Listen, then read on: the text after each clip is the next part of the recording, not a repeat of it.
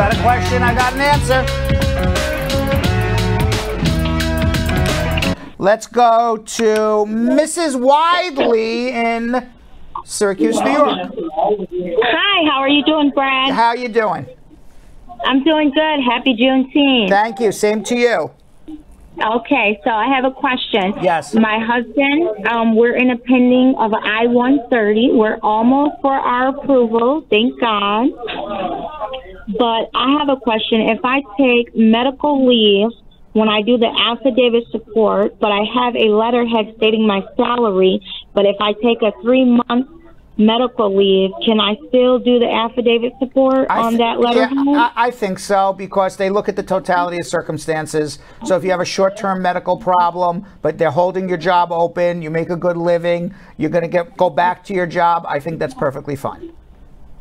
Okay, and I have another question. Mm-hmm. If I was, after we married last year, but I now want to change my last name to his last name, but I already started the I-130 petition. What do I do about that? Not a problem. Just go change your names. You don't have to file, you know, your I-130 application in your married name. You can do it in your maiden name, and then you can go change your name. And changing your name is literally changing the name on your social security number, changing your name on your passport, changing your name on your driver's license, and voila, now your name is changed. And when you go for the interview, you can just tell the immigration officer, when I filed the application, I hadn't changed my license and my passport and my social yet, so I did it in my maiden name, but I've since changed it to my married name, and here's all the documents. No big deal. Okay, and I have another question. When he goes to the interview and they approve him, where does the green card go? Do they give him the green card? Does it come to the U.S. to the address? No, it gets mailed to you shortly after the interview.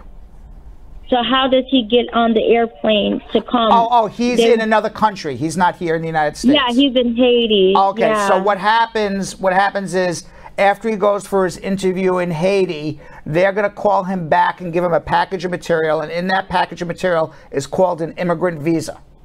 And the immigrant visa allows him one-time entry into the United States to live in the United States as a lawful permanent resident. You have to use that immigrant visa within 180 days of being issued it. After that, it expires. That's a one-time entry. Now, after he gets his immigrant visa, he's going to be given instructions to go online and complete something online and pay $185 to have a green card manufactured and mailed to your marital address. And that green card, the manufacturing process of that green card happens once he enters the United States with his immigrant visa. So he gets his immigrant visa. He goes online, he does his thing, he pays the $185. He then takes his immigrant visa over that 6 months. He enters the United States. That, A, allows him in. B, that triggers the manufacturing facility to mail you the green card. Now, for that visa, can he work under that visa, or he have to wait for the green card? He can work the day he enters, but he has to get a social security number and everything else first, obviously. So it's, you know, I think it's something on the application where and when I do the DS-260, it asks if you want a social security card mailed to you. Yes, and do it. Huh? Yeah. Yes, obviously do it.